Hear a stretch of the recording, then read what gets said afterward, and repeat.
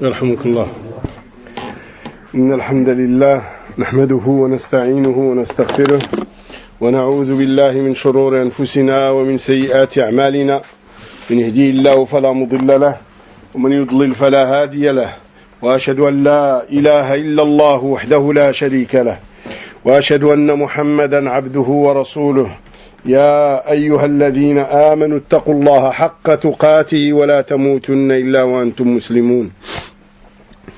يا أيها الناس اتقوا ربكم الذي خلقكم من نفس واحدة وخلق منها زوجها وبث منهما رجالا كثيرا ونساء، واتقوا الله الذي تساءلون به والأرحام إن الله كان عليكم رقيبا. يا أيها الذين آمنوا اتقوا الله وقولوا قولا سديدا يصلح لكم أعمالكم ويغفر لكم ذنوبكم، ومن يطع الله ورسوله فقد فاز فوزا عظيما.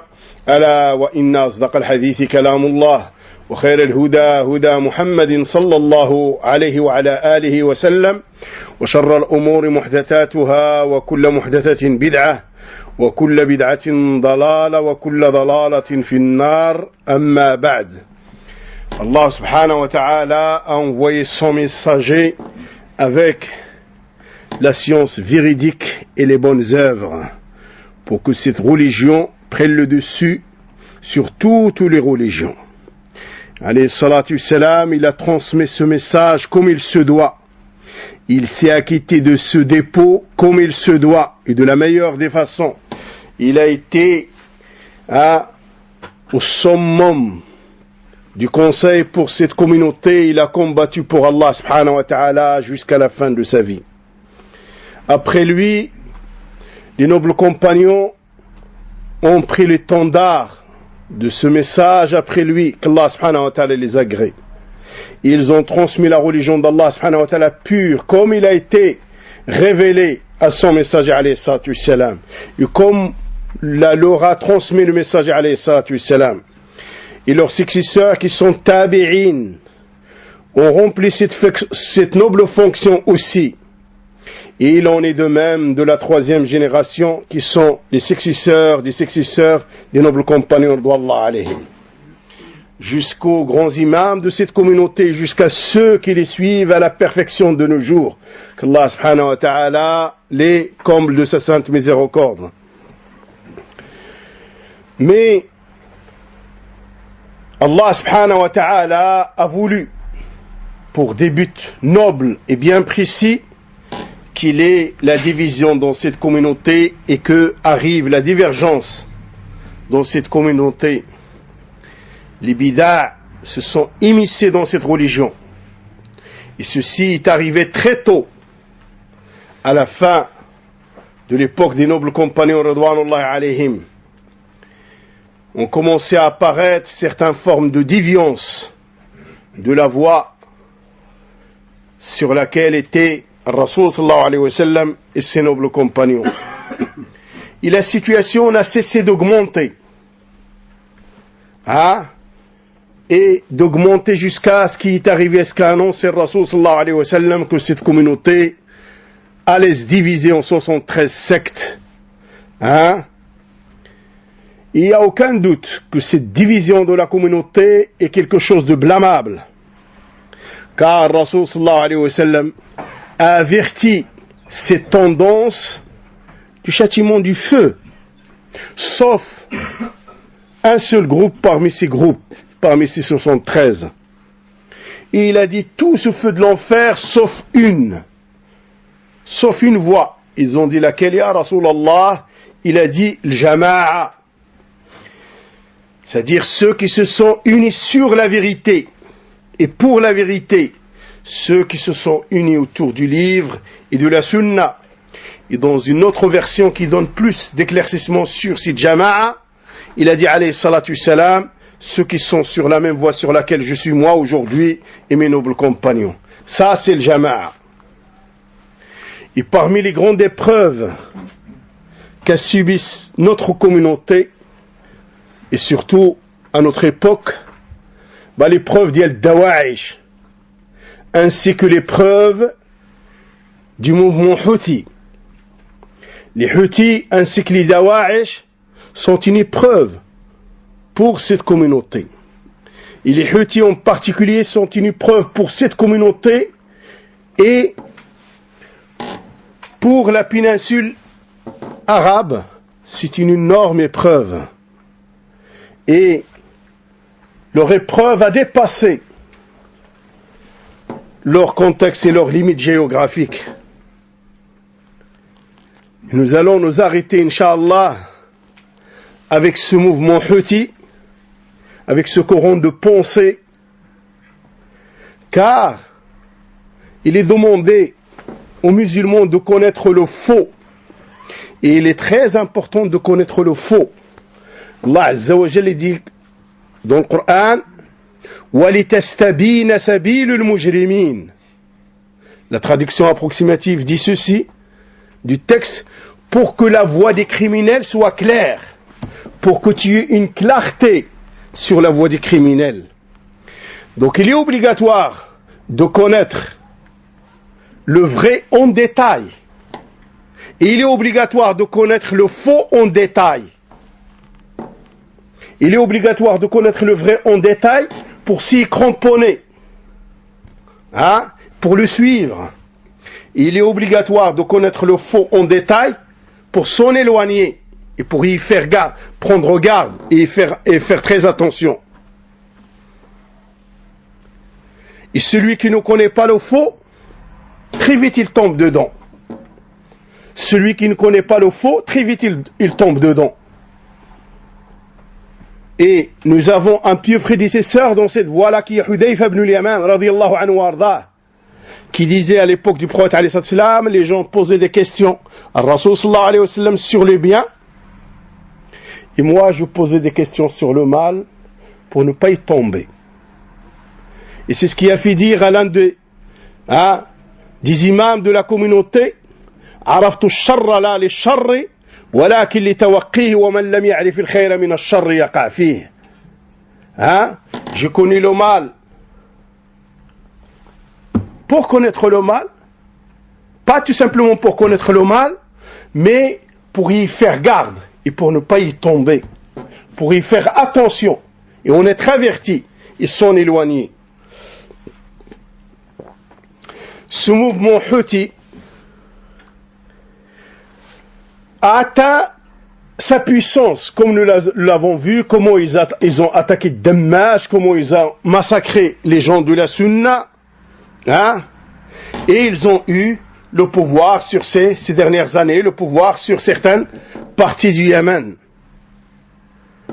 Il y a à craindre de ce mouvement qu'il n'ait une mauvaise influence sur tout ce qui est le sud de la péninsule arabe, et surtout sur l'Arabie Saoudite. Ce mouvement est un mouvement zaïdi. C'est une zaïdiya jaroudiyya qui est née, l'origine il est né à Saada, au nord du Yémen. Et celui qui en était le fondateur, c'est l'un des hommes de science, parmi les hommes de science de la zaïdiya. Son nom, Badruddin al-Houthi. Et ce mouvement connaîtra son avancée et sera propagé par l'intermédiaire de ses enfants, surtout son fils Al-Hussein. Al-Hussein ibn Badr al-Houthi, et par l'intermédiaire de ses frères après lui. Ce mouvement Houthi, son but c'est de cloner la révolution khomeïnite d'Iran sous l'étendard du fait de faire revivre la voie et l'école de jurisprudence zaïdite, et soi-disant pour protéger le madhab zaïdi. Ce mouvement est un nouveau mouvement. Il est né en 1982. Ce mouvement de la Zaïdiya, al-Jaroudiyya, il est né en 1982, 4 ans après ce qu'ils appellent la révolution iranienne. Et l'Iran c'est le soutien politique et financier et culturel et médiatique de ce mouvement Houthi. Depuis la naissance de ces Houthis jusqu'à nos jours, ce mouvement, avec le temps, s'est ruiné pour lui l'organisation et le soutien matériel et financier et les alliances politiques ainsi que le milieu géographique qui convenait, ainsi que les médias, les différentes formes de médias qui sont à son service. Il rajoute à ça la puissance de quoi? Des armes. Jusqu'à tel point qu'on a vu ce qu'ils ont fait ces dernières années des sunnites, notamment à Dammaj et dans d'autres régions. La racine et l'origine de ce mouvement, et qui a fait apparaître ce mouvement sur le terrain et dans le monde, c'est un parti politique qui a vu le jour après l'union des deux Yémen, quand il y a eu l'unicité du Yémen du sud et du Yémen du nord, au moment où on a ouvert la porte au pluralisme des partis, et la porte était ouverte aux partis politiques. À ce moment-là est né ce mouvement sous l'égide d'un parti politique qui s'appelle Hizbul Haq, le parti de la vérité, le parti du faux, oui. Et Badr ad-Din était le vice-président de ce parti. On découle, comme tous les mouvements batini, ésotériques, on découle une branche secrète, une branche qui s'occupe de la jeunesse, une branche spéciale qui s'occupe de la jeunesse, qui a été appelée la Ligue des jeunes croyants. Et cette ligue a évolué et il est devenu l'organisation de la jeunesse croyante. Et il a évolué encore une fois jusqu'à ce qu'il devienne le parti de Ansarullah, similaire et sur la même voie que Hizbullah. Ansarullah, Hizbullah au Liban. Donc tu vois un petit peu la voie, il est similaire.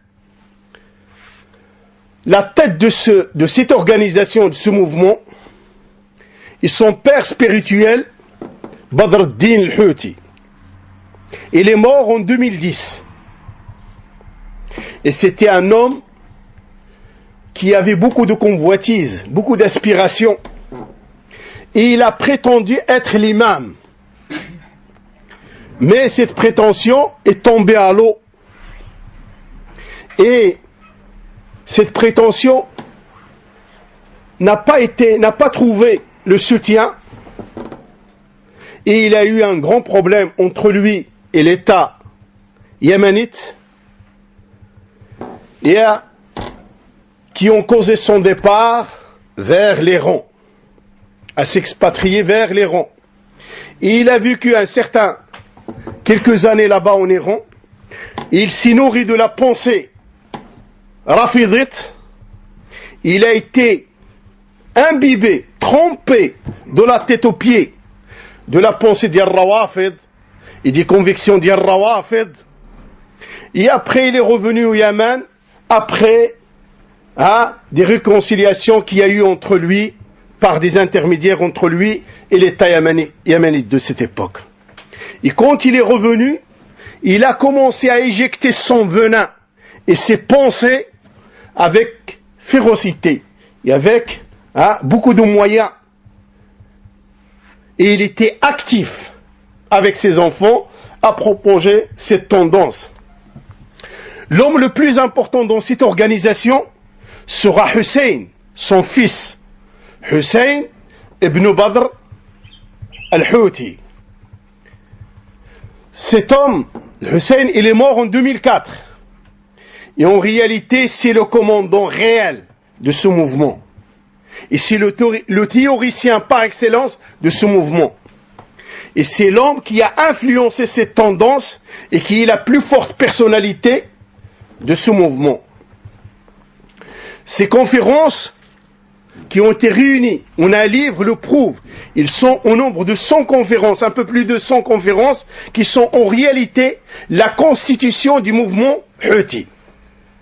Ces conférences, c'est elles qui constituent la constitution et les principes et les fondements de la Houtiya. Et c'est à partir de ces conférences que les hommes de science ont pris connaissance de la profondeur et des principes de ce mouvement. Et les Houthis ont été à l'extrême concernant le Hussein, Hada Badr al-Din. Ils l'ont vénéré et ils l'ont élevé à un degré. Et lui-même, dans ce qu'il a écrit, dans ce qu'il a dit lui-même, il prétendait être le Mahdi qui est attendu. Le Mahdi qui allait débarrasser le monde de son injustice. Cette tendance, ce mouvement, a cru comme quoi le Hussein était le Mahdi. À tel point, quand il est mort en 2004, beaucoup croient qu'il va revenir à Raj'a, qu'il va revenir. Parce que cette tendance, les Houthis ainsi que Rawafida, croient en Raj'a, que l'être humain, surtout ce qu'ils appellent eux leurs vertueux et leurs imams, vont revenir.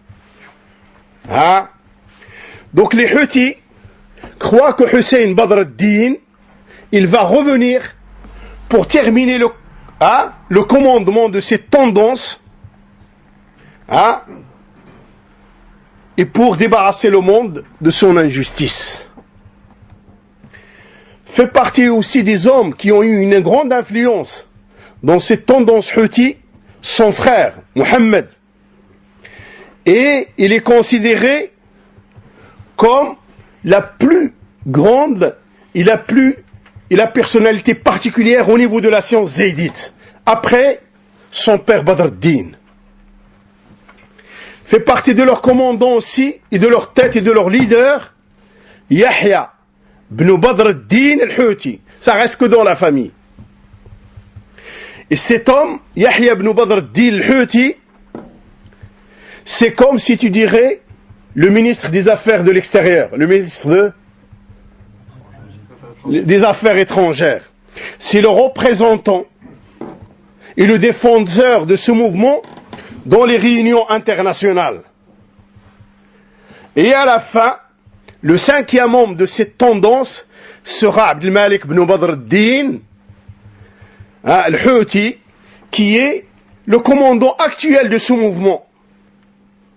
Et il n'a aucune particularité, à part qu'il est intelligent et qu'il a une capacité au niveau de la khataba qui est très forte.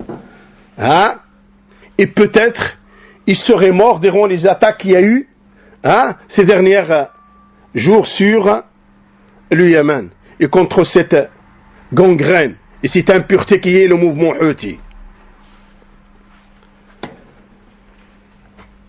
Les hommes de cette tendance,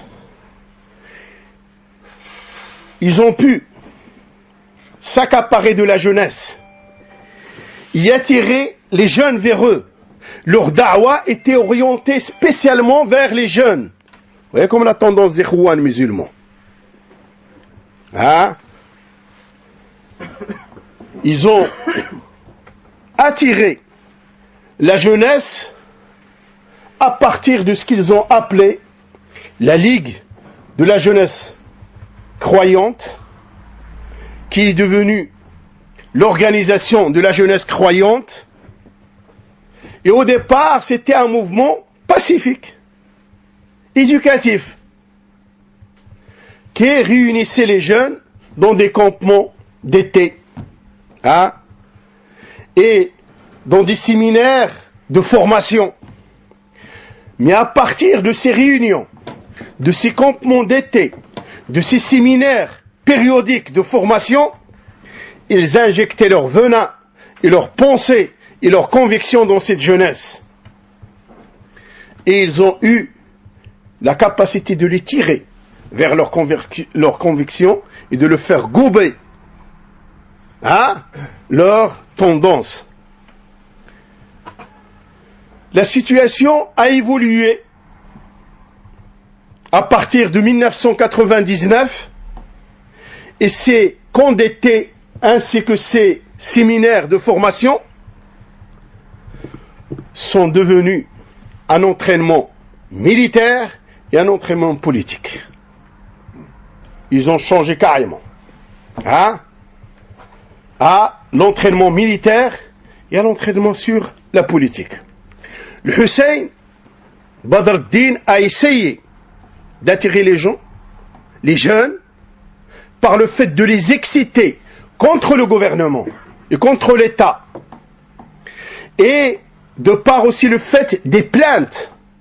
Ils se plaignaient tout le temps de la faiblesse des services que l'État yéménite donnait à leur région.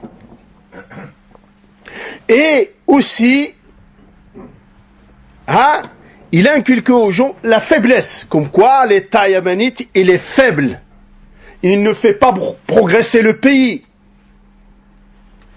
Et aussi, il attirait les jeunes par le fait de demander des comptes à l'État. Et tout ceci, ce mouvement a pu le faire, et ses leaders ont pu le faire à travers les campements d'été et à travers les séminaires de formation. C'est dans ces rencontres qu'ils inculquaient à cette jeunesse ce qu'ils voulaient. Et les campements d'été, les Khouans musulmans, ils font la même chose depuis leur création. Même maintenant en France, tu as plein de campements d'été et des fois maintenant, ils prennent les jeunes, très jeunes, 10, 11 ans, 12 ans, dans certains campements en Ardèche, par-ci, par-là, à travers la France, que ce soit dans les campements vers les plages ou les campements dans les montagnes, etc. Et déjà, à 10-12 ans, il leur donne la piqûre. Comme les Yassinites, et comme toutes les tendances qui ont dévié, et qui cherchent le pouvoir pour le pouvoir, et qui sont en divergence avec la voie de Mohammed alayhi salatu wassalam et de ses nobles compagnons. Et les Yassinites ainsi que les Khouans musulmans dans certains pays sont allés très loin maintenant. Ils les prennent à la maternelle. À la maternelle. Des maternelles s'ouvrent, que ce soit dans les pays d'Afrique du Nord, notamment au Maroc, par des Yassinites, pour prendre les gamins à bas âge. Et par aussi les tendances des Khouans musulmans. Donc il faut faire très attention. Ne dis pas mon gamin, il a 3 ou 4 ans classe. Abadan. C'est là tu leur donnes une pâte à modeler qui est maniable, avec laquelle ils peuvent faire ce qu'ils veulent. Il en est de même quand tu vis dans Bled al-Kufr et que tu leur donnes cette matière maniable qui a 2 ans, 3 ans, etc. Ils la modèlent comme ils veulent. Il faut y prendre garde à l'islam. Donc ce mouvement, il va vers quoi? Il aspire vers quoi? Vers le renversement, vers le fait de prendre un pouvoir, d'avoir un État. Et le Hussein Badr al-Din a profité des occasions chiites pour aussi injecter sa pensée, ses convictions, et pour exciter les gens. Et tout ceci se fait pendant les fêtes, que ce soit la fête de ce qu'ils appellent Karbala, ou que ce soit le jour d'El Roudair, qui est le 18 de Dhul Hijjah, ou que ce soit l'assassinat de Ali, ou l'anniversaire pour eux de l'assassinat de Hussein, et ainsi de suite. Ashura, Isra wal Mi'raj, et ainsi de suite.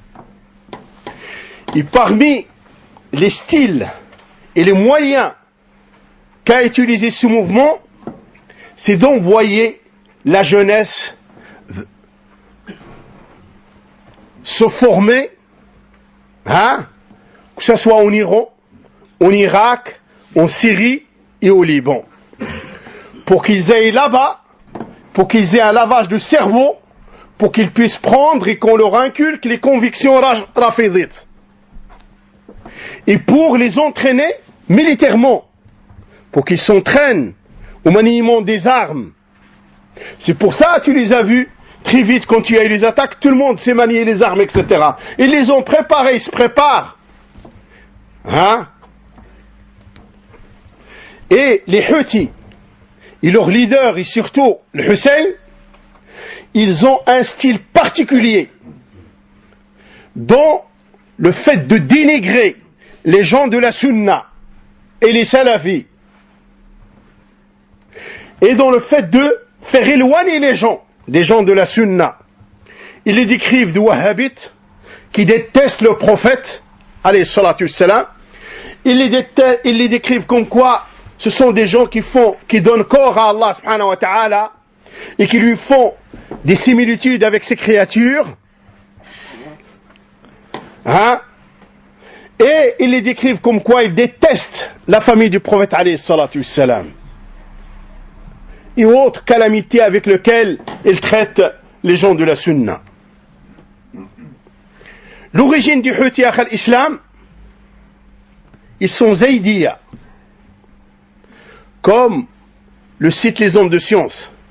Et les Zaïdiya, comme le cite les spécialistes des groupes, la Zaïdiya est divisée en 3 groupes. 3 groupes, à savoir Sulaymaniya, Al-Bakriya ou Al-Abkariya, ou Al-Jaroudiya. Jaroudiya, c'est l'extrême chez eux. Et les Houthis font partie de Jaroudiya, Zaïdiya al-Jaroudiya, qui sont les disciples. Jaroudiya sont les disciples d'un homme qui s'appelle Abu al-Jaroud, Ziyad ibn Mundir al-Hamadani. Il est mort soit en 150 de l'Hégire, soit en 160 de l'Hégire. Et la tendance zaïdite presque s'arrête dans le Jaroudiya, dans les derniers groupes, les groupes contemporains. Et ceux-là, ce sont les extrêmes d'Al-Zaïdiya. Et ne les sépare de Rawafid que peu de choses. Rawafid qui croient en 12 imams, entre eux et Zaïdiya, il n'y a rien. C'est pour ça, certains grands hommes de science yéménites de la Sunna disaient « Ramène-moi un petit Zaïdi, je t'en sors un grand Rafidri. Ramène un petit Zaïdi, je vais te montrer qu'il y a un grand Rafidri. » Parce que la distance entre eux et Rawafid, elle est petite, elle est courte. Les convictions du Zaïdiya, en ce qui concerne Allah Azza wa Jal, et le monothéisme de l'adoration, ce sont des adorateurs de tombes, qui vénèrent les tombes, qui demandent secours aux tombes, et qui cherchent la bénédiction du domaine qui sort de l'islam, dans les tombes. Et les épîtres et les écrits de leur référence principale, Badr ad-Din al-Houthi, dedans, ceci est très clair dans tout ce qu'il a écrit, et surtout dans son livre L'Ijaz fi ar-Raddi ala Fatawa al-Hijaz. L'Ijaz, le résumé dans la réplique au Fatawa al-Hijaz. Il réplique à quoi? Au verdict qui combattent l'associationnisme. Il n'y a aucun doute que le monothéisme de l'adoration est le fondement principal pour lequel Allah subhanahu wa ta'ala a envoyé les messages alayhim salatu wassalam.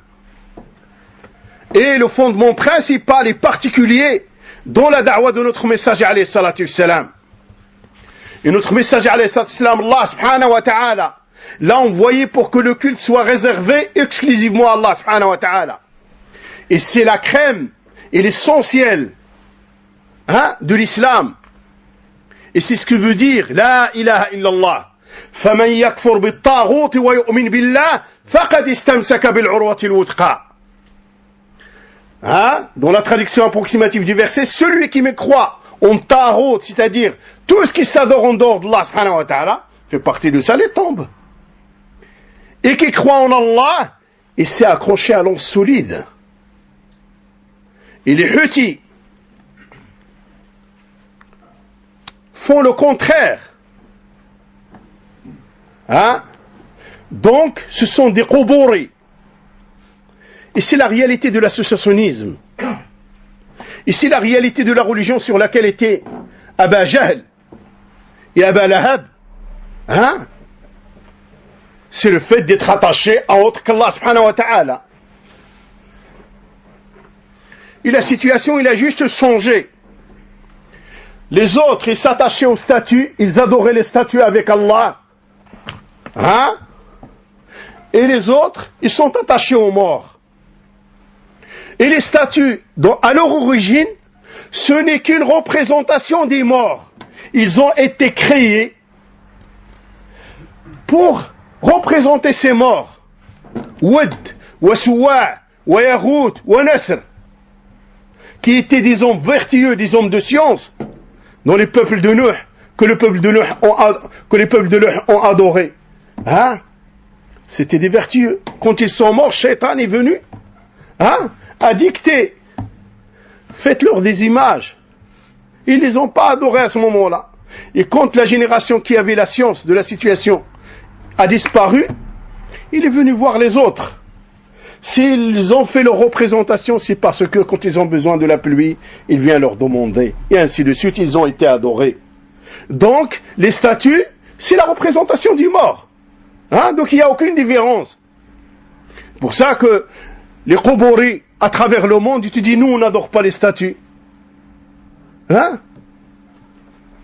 Mais c'est du kiff-kiff vous-même.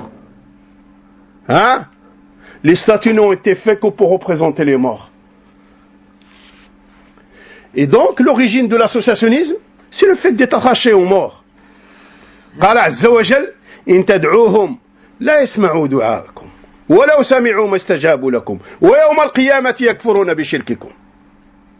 Le verset il est clair. Dans sa traduction approximative, si vous leur demandez, vous les appelez, ils ne vont pas écouter votre appel ni votre demande. Et combien même s'ils entendent, ils ne vont pas vous répondre. Et le jour de la résurrection, ils vont mécroire en votre associationnisme. Ils vont vous rejeter, vous désavouer. Donc le fait de s'attacher aux morts et de leur demander avec Allah, c'est de l'associationnisme. En ce qui concerne les attributs d'Allah subhanahu wa ta'ala, les Houthis, ce sont des Jahmi, mutajahima, concernant les attributs d'Allah subhanahu wa ta'ala. Ils font la négation des attributs d'Allah subhanahu wa ta'ala. Ils prennent le chemin des Mu'tazilites et ils disent des gens de la Sunna et ceux qui sont unanimes sur la Sunna, qui confirment les attributs d'Allah subhanahu wa ta'ala comme il sait à sa grandeur et comme le prouve le livre et la Sunna, ils disent d'eux que ce sont des Mushabbiha, des Mujassima, que ce sont des gens qui font des similaires à Allah, qui donnent corps à Allah, a'udhu billah. Et Mudakkirat al-Hussein, les épîtres de l'Hussein, est un grand témoin qui témoigne de ce faux sur lequel sont les Houthis en ce qui concerne les attributs d'Allah Azza wa Jal. Et il n'y a aucun doute que la situation obligatoire à tout musulman et à toute musulmane qui croit en Allah et en le livre d'Allah et en la sunna du messager alayhi salam, qu'il doit croire en tout ce qui est cité dans le livre d'Allah et dans la sunna du prophète alayhi salam. Allah subhanahu wa ta'ala dans le Coran nous a annoncé qu'il a des attributs, de nobles attributs qui correspondent à sa majesté subhanahu wa ta'ala. Le messager alayhi salam a fait de même. Et le messager alayhi salam, c'est la personne qui connaît au mieux Allah subhanahu wa ta'ala et qui craint au mieux Allah subhanahu wa ta'ala et qui a préservé au mieux les droits d'Allah subhanahu wa ta'ala, et qui était la personne la plus éloquente parmi les créatures d'Allah, et qui tenait à ce que les gens soient dans une bonne guidée et dans une bonne voie. Donc il n'y a aucun doute que ce que nous a annoncé le Rasul sallallahu alayhi wa sallam en ce qui concerne les attributs d'Allah subhanahu wa ta'ala, il faut le prendre dans le sens qu'il a dans la langue arabe. Comme il sied à sa grandeur subhanahu wa ta'ala, sans chercher le comment de ces attributs d'Allah subhanahu wa ta'ala. Les gens de la sunna et les gens de la vérité croient en tout ce qui a été confirmé dans le Coran comme attribut pour Allah subhanahu wa ta'ala. Ils croient en tout ce que leur a annoncé le messager alayhi salatu wassalam concernant les attributs d'Allah subhanahu wa ta'ala. Que ça soit la descente d'Allah subhanahu wa ta'ala, le visage d'Allah subhanahu wa ta'ala, les mains d'Allah subhanahu wa ta'ala, le fait qu'Allah subhanahu wa ta'ala aime, le fait qu'Allah subhanahu wa ta'ala déteste. Et parmi tous les attributs annoncés dans le Coran et dans la Sunna, on y croit comme il s'y a la grandeur d'Allah subhanahu wa ta'ala, et on les prend tels comme ils sont, comme nous le dicte leur signification en langue arabe, et en même temps, on ne cherche pas le comment de ces attributs d'Allah. On ne cherche pas le comment, on utilise dans tout ça la règle qu'Allah subhanahu wa ta'ala nous a donnée dans le Coran. Laysa kamithlihi shay wa huwa as-sami'ul basir. Rien ne lui ressemble, et il est celui qui entend. Il a lui, et il a la vue. Donc dans le verset, il nous donne une règle. Rien ne lui ressemble, donc va pas chercher à faire des ressemblants à Allah. Et en même temps, il te dit, il a lui, il a la vue. Et nous devons agir ainsi avec tous les attributs d'Allah subhanahu wa ta'ala, annoncés dans le Coran et annoncés par son messager alayhi salatu wassalam. Les Houthis aussi ont une croyance en ce qui concerne l'imama. L'imama, c'est le fondement des fondements dans la religion des Houthis.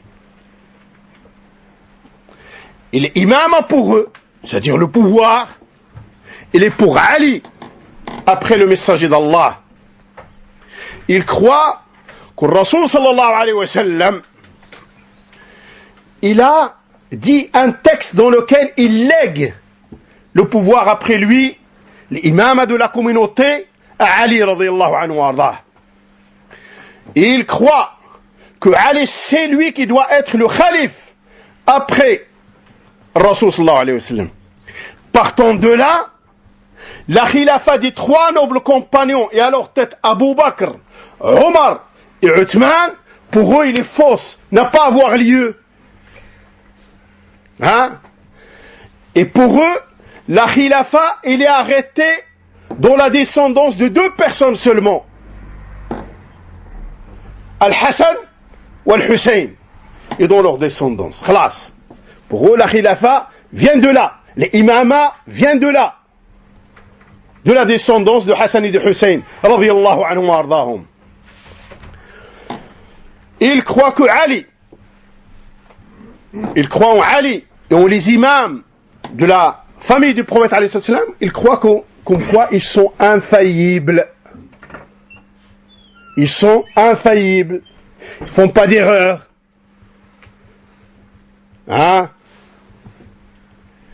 Et ils ne cessent de parler dans leur discours de l'istifa ou al-khalas. L'istifa, le fait d'être élu, et le khalas, le fait d'être libéré. Cette libération qui va se faire par leur prétendu Mahdi. Cela veut dire que Ahl al-Bayt, leur pouvoir leur est délégué min Allah azza wa jal, qu'Allah subhanahu wa ta'ala les a élus, que c'est eux les gouverneurs de la communauté, les imams de la communauté, et que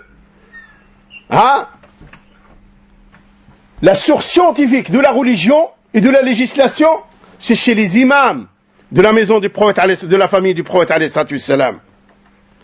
À tel point que les Houthis ressemblent la famille du prophète alayhi salam,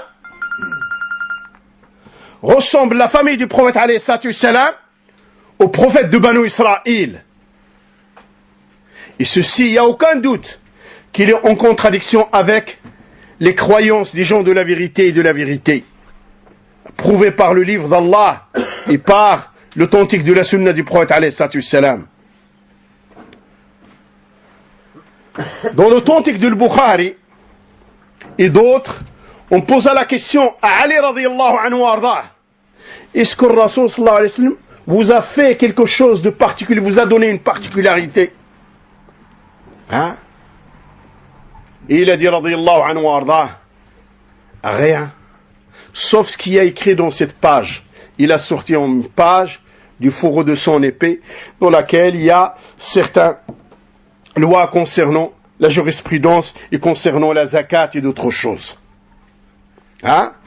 Donc le Rasoul sallallahu alayhi wa sallam n'a donné aucune particularité à Ali ni aux descendants de la famille du prophète alayhi salatu wassalam. Aucune. Mais ils ont une particularité, c'est que on doit les aimer, hein? Et on doit les estimer et les respecter, et on doit préserver le testament du prophète alayhi salatu wassalam concernant sa famille, hein? Mais chez Allah subhanahu wa ta'ala, le Rasoul sallallahu alayhi wa sallam a dit à Fatima, et Fatima c'est qui? C'est la fille qui était une partie du messager alayhi salatu wassalam, la fille, la personne la plus proche du prophète alayhi salatu wassalam. Et malgré tout ça, il a dit: oh Fatima, fils de Muhammad, hein, rachète ton âme devant Allah, c'est-à-dire je ne peux rien pour toi, accomplis tes œuvres, fais ce que Allah subhanahu wa ta'ala veut de toi, hein? Et le Rasoul sallallahu alayhi wa sallam nous a enseigné que celui dont les œuvres ne l'amènent pas vers l'agrément d'Allah, c'est pas sa descendance qui va l'amener, c'est pas ses aïeux, ses grands-parents et ses arrière-grands-parents qui vont l'amener à l'agrément d'Allah, du moment que ses œuvres ne l'amènent pas. Hein? Même s'il fait partie de la famille du prophète alayhi salatu wassalam, s'il n'est pas sur la religion de Muhammad alayhi salatu wassalam, rien. Nous avons vu celui qui a défendu le prophète alayhi salatu wassalam par tous les moyens, hein, et qui a subi, hein, le boycott de Quraysh pendant 3 ans. Bah, malgré tout ça, le Rasoul sallallahu alayhi wa sallam, quand la question lui a été posée, il a dit il est au feu de l'enfer. Seulement par mon intermédiaire, son châtiment est allégé, il aura une braise sur son pied, de laquelle va bouillonner sa cervelle. Hein? Donc, notre relation avec Allah, il est basée sur quoi? Sur l'accomplissement de la bonne œuvre, sur les œuvres qui sont accomplies sincèrement pour Allah et dans le suivi du messager alayhi salam, sur le fait d'accomplir notre attestation de foi, ni digne d'être adoré qu'Allah, et Muhammad est le seul digne d'être suivi. Hein? Parce que c'est sur ça que la question va être posée à tout un chacun. Mada kuntum ta'budun, mada jabtum al-mursalin. Qu'est-ce que vous adoriez? Ça, c'est le fait d'accomplir. On répondra quand on accomplit la religion sincèrement pour Allah. Et qu'est-ce que vous avez répondu au messager alayhi salam? Ça va dépendre du suivi du messager alayhi salam. Hein? C'est pour ça, tu vois chez les Maghrébins, hein? Hada Sherif. Sherif quoi? Hada Gurram. أتي الكمل عندك اكتب تجاتنس عندك qu'il te fasse pas de dua, qu'il fasse pas de dua contre toi ou quoi que ce soit. Attention, hein? Tout ceci, c'est du pipeau, des futilités, hein? Et la position des nobles compagnons Ridwanullahi alayhim concernant la position des Houthis concernant les nobles compagnons Ridwanullahi alayhim, c'est que les Houthis croient comme croient leurs frères Rafida, le fait de détester les nobles compagnons Ridwanullahi alayhim et de les insulter et de les critiquer et de les rendre mécréants. ils sont sur la même voie qu'Al Rawafid. Ils rendent mécréants les nobles compagnons Ridwanullah alayhim. Et dans ça, leurs imams, Badr ad-Din, lors d'une rencontre avec des journalistes, il dit, moi je m'en pense vers le fait de la mécréance des compagnons, car ils n'ont pas pris le même chemin que le messager. Regarde cette situation d'insensé, regarde cette clarté dans le fait de rendre mécréants les nobles compagnons d'Allah alayhim. Il déclare clairement la mécréance de l'élite de l'humanité après les prophètes alayhim salam, qui sont les nobles compagnons d'Allah alayhim. Et leur réel leader, le Hussein ibn Badr, celui qui médite ses paroles et ses écrits dans ses épîtres, il n'y a pas une mauvaise parole, une parole rabaissante et insultante qu'il n'a pas collée aux nobles compagnons d'Allah alayhim. Tout ce qui peut te passer, qui est imaginable au niveau de l'impureté des paroles et des insultes et des calomnies, il les a collés aux nobles compagnons d'Allah alayhim. Il fait partie de ces mauvaises paroles. Il a dit toute injustice qui est arrivée à la communauté et toutes les souffrances qui sont arrivées à cette communauté, le responsable de cette injustice et de ces souffrances, Abu Bakr, Omar et Uthman. Et il dit surtout Omar, c'est lui l'ingénieur de cette situation. Et il déteste Omar d'une façon horrible et particulière. Et qui sont les compagnons du prophète alayhi salam? Et qui sont les trois ici? Abu Bakr, Omar, Uthman. Abu Bakr, l'ami du prophète alayhi salam dans la grotte. Rasul sallallahu alayhi wa sallam sur Uhud, avec Abu Bakr, Omar, Uthman, et Uhud bouge. Je lui donne un coup. Calme-toi, Uhud. Calme-toi. Sur ton dos, il y a un prophète, un véridique et deux martyrs. Un prophète véridique, Abu Bakr, deux martyrs, Omar et Uthman ridwanullahi alayhim. Et regarde ce que ceux-là ils disent.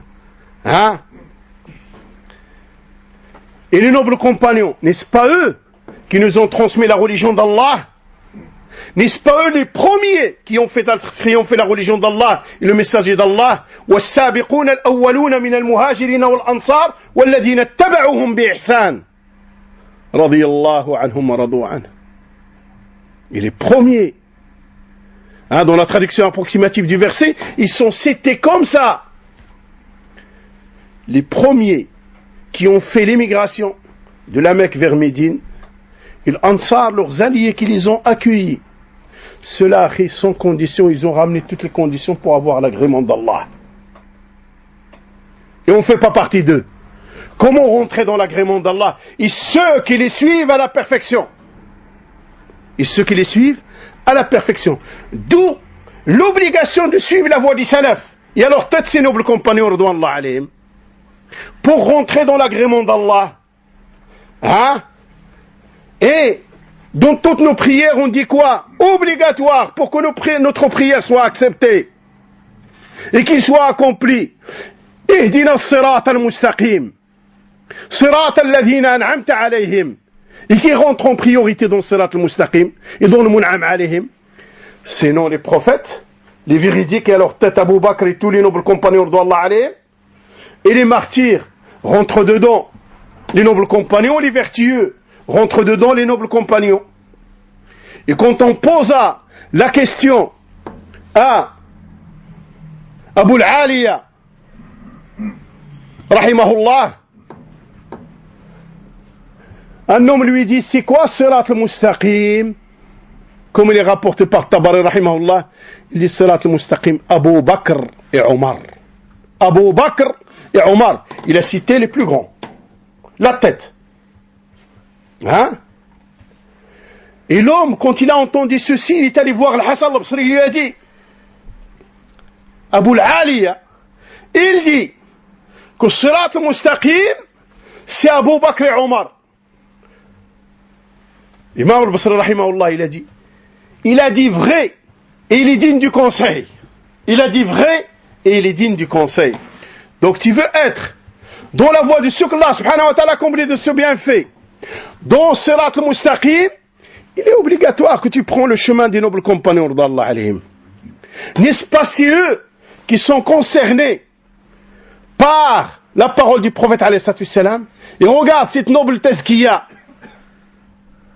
cet éloge noble, qui n'a pas d'égal. Les meilleurs des gens, ce sont ceux de ma génération, et ceux qui les suivent, et ceux qui les suivent. N'a-t-il pas dit alayhi salatu wassalam concernant le groupe qui va être sauvé et qui sera sauvé 2 fois, une fois dans ce bas monde parce qu'il ne tombera pas dans les innovations et dans la divergence avec Sirat al-Mustaqim, et une deuxième fois à la rencontre d'Allah, la voie sur laquelle je suis moi aujourd'hui, mes nobles compagnons. Et celui qui regarde la biographie des nobles compagnons radouallahu alayhim, il sait le bienfait avec lequel ils ont été comblés radouallahu alayhim. Il sait avec certitude que ce sont les meilleurs des humains après les prophètes alayhim salam. Jamais il y a eu des gens avant au mieux qu'eux, et jamais il y aura des gens qui seront mieux qu'eux après. Jamais des gens seront mieux, n'ont été mieux qu'eux dans le passé, ni d'autres arriveront et seront mieux qu'eux à l'islam. Abadan. D'où la situation d'insensé de ces Houthis et de ces Rawafid, qu'Allah subhanahu wa ta'ala coagule le sang dans leurs veines. Quant à la position des Houthis concernant le Coran et la parole d'Allah subhanahu wa ta'ala, ils croient que le Coran est une créature.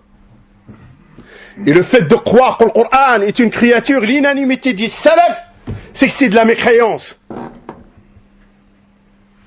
Chez les Houthis, le Coran est une créature. Pour eux, le Coran et l'arbre, c'est la même chose, c'est une créature. Le Coran et la pierre, c'est la même chose pour eux, l'iyadhan billah. Pour eux, le Coran, ce n'est pas la parole d'Allah. Et dans cela, ils prennent le chemin de leurs aïeux qui sont le Jahmi et les Mu'tazili. Ils vont même très loin. Ils doutent sur la façon comment le Coran il a été uni par les nobles compagnons d'Allah. Et qu'ils insinuent dans leurs paroles comme quoi les nobles compagnons ont falsifié, ont émis des choses fausses dans le Coran, a'oudou billah.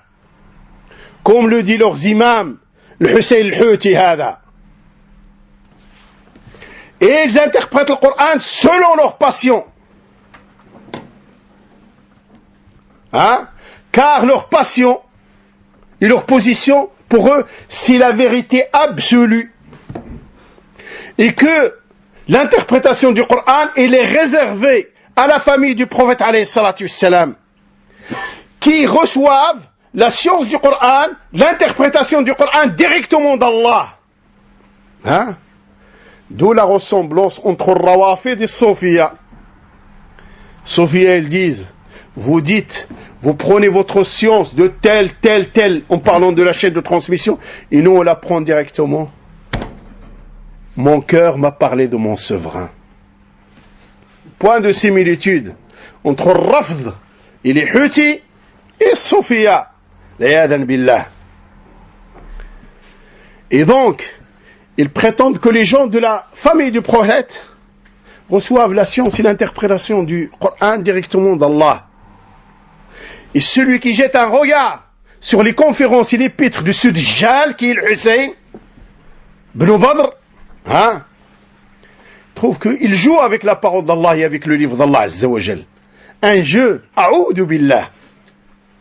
Et il fracasse la tête des paroles des grands imams de l'interprétation du Coran. Hein? Paroles de Ibn Abbas, Abdullah ibn Mas'ud, et les nobles de cette communauté, il la claque contre le mur. Il ramène des choses étranges. Personne ne l'a devancé dans ce genre de tendance et ce genre d'interprétation, c'est lui le premier. Et il dit qu'il reçoit cette science directement d'Allah. A'oudhu billah. Quant à la sunna du prophète alayhi salatu wassalam, ils les ont dénigré la sunna du prophète alayhi salatu wassalam. Ils dénigrent la source de cette sunna. La source la plus importante pour les musulmans à travers la planète. Hein, c'est quoi l'islam? L'authentique du Muslim, l'authentique du Bukhari. Ces sources, c'est les Houthis, ce sont du mensonge. Pour eux, c'est un mensonge. Hein? Leur cheikh Badr ad-Din et leur imam a déclaré ceci dans son livre qu'il a appelé Tahrir al-Afkar, la libération des esprits. Et il a déclaré comme quoi le consensus des Zaydites et de Rawafid qui croient en 12 imams, que tous, à l'unanimité, n'acceptent pas ni Sahih al-Bukhari, ni Sahih Muslim. Et il a dit qu'entre l'authenticité et les deux authentiques, les deux recueils authentiques, il y a des grandes étapes et une grande distance qui les sépare. Et donc, quand on dénigre l'authentique du Bukhari et l'authentique du Muslim, donc c'est plus facile de dénigrer les autres recueils. Khlas, au plus aucun recueil ne va être accepté. Ils vont accepter Sunan Abi Daoud, ou l'Ibn Majah, ou la Muwatta l'Imam Malik. Khlas, ils ont tapé le summum pour tout faire tomber après. Et dans ces cas-là, toute la religion est à jeter pour eux, l'iyadhan billah. Car ils dénigrent le Coran. Et ils ont du doute sur que la façon comme il a été recueilli le Coran. Ils dénigrent la Sunna. Qu'est-ce qui reste de la religion? Plus rien. Hein? Qu'est-ce qui reste de la religion? Parce que ce que implique leur parole implique que toute cette religion est fausse. La religion sur laquelle sont les gens de la Sunna et ceux qui sont unanimes sur la Sunna, elle est fausse pour eux. Et si tu vois leurs paroles en ce qui concerne les transmetteurs du hadith, comment ils les dénigrent? Parle sans gêne à l'islam. En commençant par les nobles compagnons d'Allah alayhim. Donc quand ils commencent par les nobles compagnons, qu'est-ce qu'ils vont dire des derniers? Khlas, ils ont fait tomber la source qui a appris directement chez le prophète alayhi salatu wassalam. Faire tomber le reste. Et parmi les choses étranges, et il y a beaucoup d'étrangeté dans leurs paroles. Badr ad-Din, hada, ad-Dajjal, il a dit dans son livre Tahrir al-Afkar, il est venu un hadith d'Abu Huraira radiyallahu anhu wa arda, et il a dit Abu Huraira est daïf. On ne le prend pas comme preuve. Inna lillahi wa inna ilayhi raji'un. Abu Huraira est daïf. Donc si on dénigre les nobles compagnons, qu'est-ce qui reste? Qu'est-ce qui va nous rester? Qui sont les dignes après les nobles compagnons? Khlas, on a tout fait tomber. Qu'est-ce qui va rester de notre religion? Pas une lettre du Coran, pas une lettre de la Sunna nous est arrivée par une autre voie. Chaque lettre qui nous est arrivée du Coran, elle est arrivée par la voie des nobles compagnons d'Allah alayhim. Quand on fait tomber leur dignité, il reste quoi de la religion? Le résultat, ça va être quoi? Si la voie par laquelle nous a été transmis le Coran et la Sunna est mauvaise et fausse, comme le prétendent ces Houthis, dans ces cas-là, il n'y a plus de religion. Tout est faux. Et cela prouve que le fait de dénigrer, de critiquer les nobles compagnons, en réalité, c'est une zandaka, c'est une mécréance. Et c'est faire tomber la religion d'Allah subhanahu wa ta'ala. Hein? C'est pour ça que Tahawi rahimahullah, dans sa aqida, il dit, le fait d'aimer le noble compagnon, ça fait partie de la foi, ça fait partie de l'islam, ça fait partie de la foi, ça fait partie de la bienfaisance. Et le fait de détester les nobles compagnons, ça fait partie de la mécréance, ça fait partie de l'hypocrisie, ça fait partie du fait de dépasser ses limites. Rahimahullah ta'ala. Hein? Et fait partie de leur croyance, ils croient que le Hussein Badruddin, c'est le Mahdi de la fin des temps. Mais ils ont été surpris en 2004 par sa mort. Il a été, il est mort lors d'une bataille qu'il y a eu avec le gouvernement yéménite. Ils ont eu 6 batailles avec le gouvernement yéménite. Lors d'une de ces batailles, il est mort en l'an 2004. Et leur croyance, comme quoi le Hussein, c'est le Mahdi, est tombée. Mais beaucoup parmi eux croient qu'il va revenir vers ce bas monde pour délivrer ce bas monde et pour être à la tête de ce mouvement qui va propager la justice sur terre, à tel point que son père Badr ad-Din, lors de l'une de ses rencontres avec un journal, quand on lui a posé la question, est-ce que ton fils est mort, le Hussein, il a dit, je sais pas. Il laisse la porte ouverte. Hein? Mort ou pas mort. Comment ça, tu sais pas? Et les Houthis sont influencés par Rafida l'islam. Et ce qui est étonnant, c'est que Zaydi, les premiers Zaydi, ils détestaient Rawafid auparavant. Les Rawafid qui croient en 12 imams, ils étaient détestés par Zaydiya. Les Zaydi, les premiers, rendaient mécréants, ils prenaient comme mécréants Rawafid qui croient en 12 imams. Et celui qui jette un regard sur les aïeux des Zaydi, comme Al-Hadi, qui est Yahya ibn al-Hussein, qui est souvent cité dans Subul Salam, Al-Qasim al-Rissi et d'autres, voient que ces Zaydi, ces grands Zaydi, ces premiers, dénigraient Rawafid. Ils les prenaient comme des mécréants.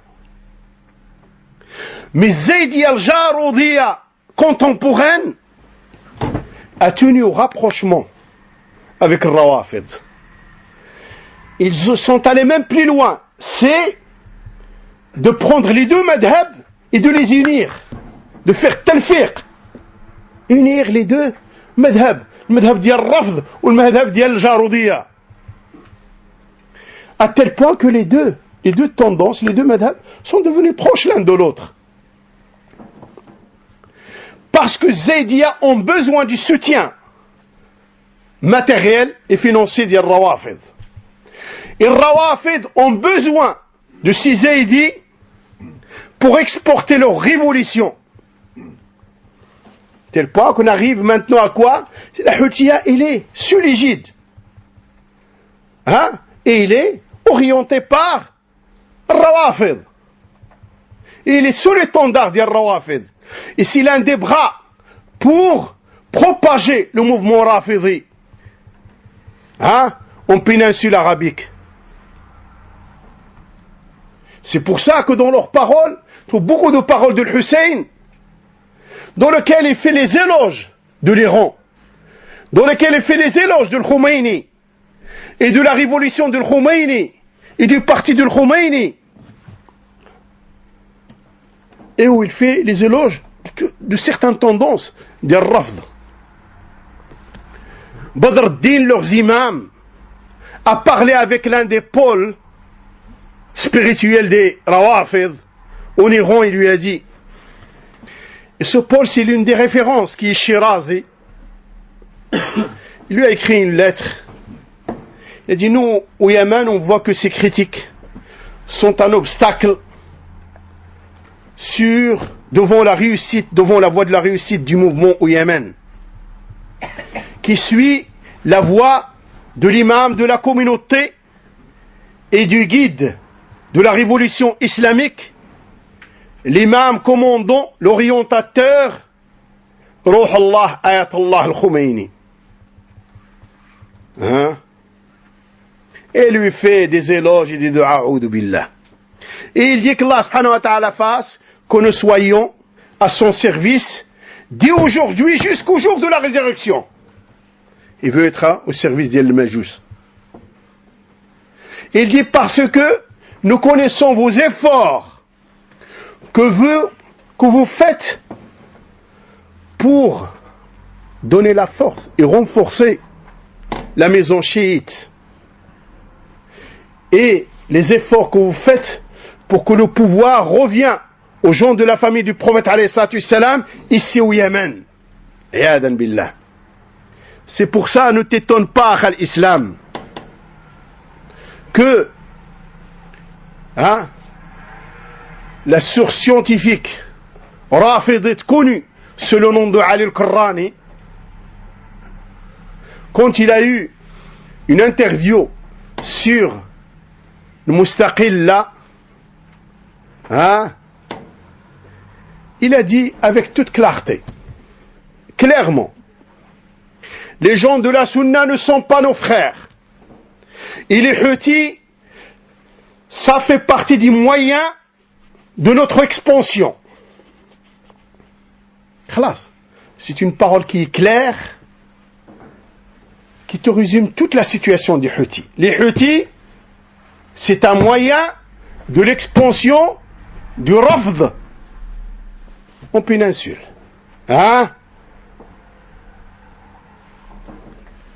Et ça te résume les points d'intersection entre Rafd, les Rawafid et les Houthis. Et les points où ils se rencontrent tous, les points d'intersection entre eux, c'est ça l'intersection? Les points communs entre eux, entre les deux voies, se résument ainsi. Les deux groupes sont d'une énorme déviante concernant le monothéisme. Ce sont des adorateurs de tombes, tous les deux. Deuxièmement, ils rendent tous mécréants les nobles compagnons du prophète alayhi salatu wassalam. Troisièmement, ils mettent en application le mut'a, qui est zina en réalité. Alors, le mut'a fait partie des bases de la religion du Rafd. Et c'était quelque chose qui n'était pas accepté ni connu chez les Zaydis.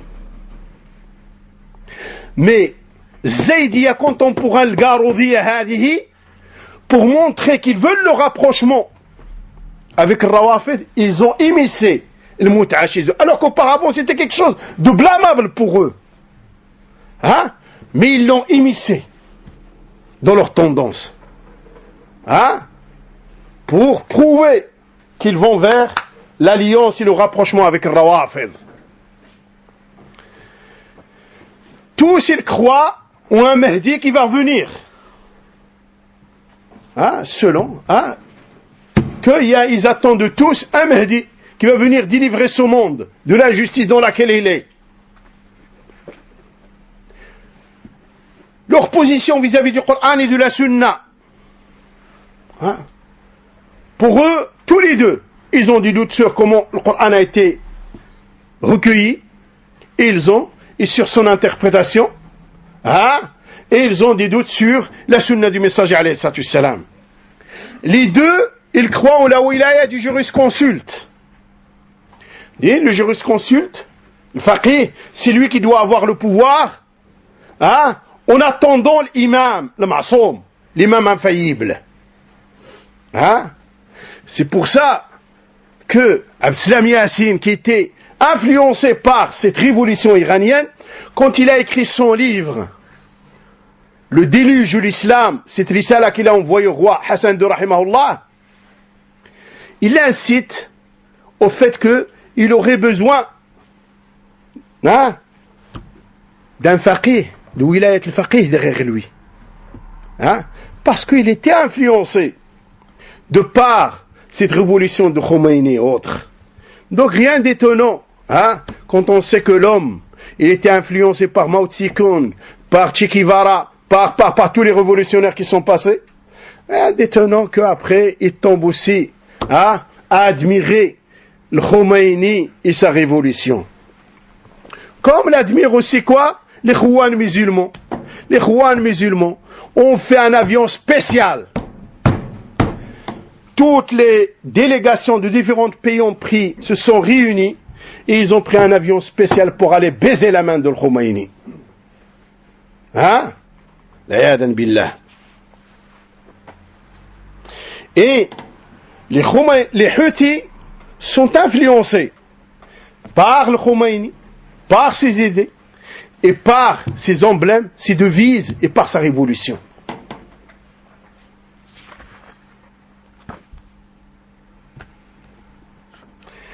Et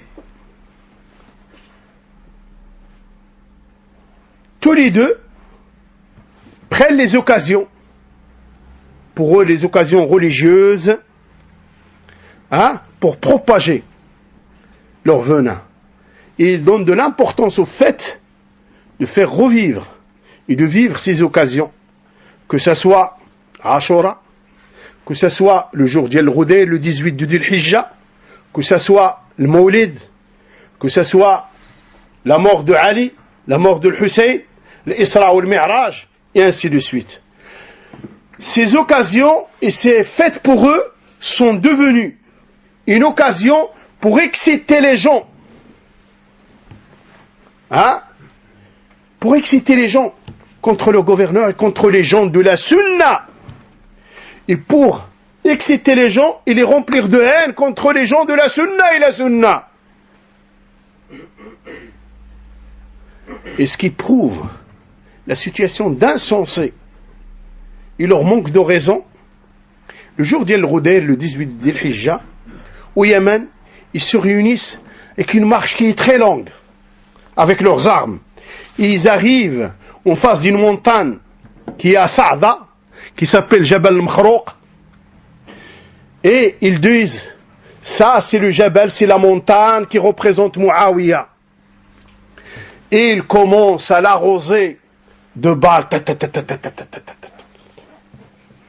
Énorme rassemblement. Ils arrosent. Hein? Ils vident leur haine qu'ils ont contre Muawiyah, contre les compagnons, dont l'image de cette montagne à l'arroser. Hein? De balles. Et cela te prouve quoi? Te prouve la situation d'insensé, comme quoi les gens de l'innovation et les associateurs n'ont pas de raison à l'islam. Hein? Celui qui arrive à ce stade-là, celui que Allah subhanahu wa ta'ala guide, personne ne peut le garer. Et celui que Allah subhanahu wa ta'ala égare, personne ne peut rien faire. Certains de nos pieux prédécesseurs, disaient de ces rawafid, s'ils devaient être des animaux, ça aurait été des ânes. Et s'ils devaient être des oiseaux, ça aurait été des lachm.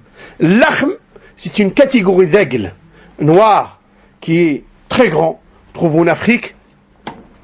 Et son ventre, il est une tache blanche dans le ventre en forme de ovale, comme ça. Et ce lachm, il a une caractéristique. Il pond ses œufs, il est en train de couver ses œufs, il a soif ou il veut manger, il part. Il n'arrive plus à retrouver son nid. Il n'arrive plus à retrouver. Ils n'ont pas de raison. Hein? De là, partant de là, tu vois à l'islam que ces Houthis veulent un État, veulent créer un État qui va de Saada au port de Meidi, qui est juste au sud de Jizan, pour que ce soit un poignard derrière le dos du pays de l'unicité qui est l'Arabie Saoudite. Un poignard. Ils ont des emblèmes pour exciter les jeunes et la masse, etc. Allahu Akbar, la mort à l'Amérique. Allahu Akbar, la mort pour Israël. Allahu Akbar, la'natullah ala al-yahoud. Ils ne feront rien pour les Juifs ni pour les Américains. Leurs grandes armes et leurs grands soucis, ce sont les gens de la Sunna. et se disent ils veulent être les agents et le moyen pour que Rawafid déron et les Majous déron les bers soi-disant le haramain de l'impureté des wahhabites comme ils disent l'iyadhan billah. Et c'est une grande graine et c'est un grand danger pour la communauté et pour la jeunesse musulmane, d'où l'importance de ce qu'a décidé le roi d'Arabie Saoudite Salman, qu'Allah subhanahu wa ta'ala le préserve, et ses autres frères parmi les gouverneurs des pays de l'islam, quand ils ont répondu à l'appel de celui qui leur a demandé l'aide, qui est le président du Yémen, pour venir à son aide. Et il a donné un titre, un noble titre à cette campagne pour éradiquer cette impureté des Houthis et cette impureté de Rawafid, Asifatul Hazm, la tempête de la fermeté. Qu'Allah subhanahu wa ta'ala les préserve. Partant de là, il apparaît clairement à l'islam la légitimité de ce combat contre ces impurs, contre ces Houthis. Et derrière eux, Rawafid, et on demande à Allah subhanahu wa ta'ala qu'il accomplisse et qu'il donne le triomphe à ces soldats qui ont répondu à cette union qu'a demandé le roi Salman, tous les différents pays, qui soient le Maroc, les Émirats, l'Égypte, etc., et qu'on demande à Allah subhanahu wa ta'ala que ce soit un début d'union, et qu'une fois qu'il termine avec ce Houthi, il se retourne contre cette gangrène qui éprouve la communauté, qui sont Dawa'ish, qui les extermine aussi. Ces Khawarij, cette gangrène qui défigure l'image de l'islam, et qui font des actes horribles, et qui donnent, et qui noircissent. En réalité, ils se noircissent eux-mêmes. L'islam, il est pur.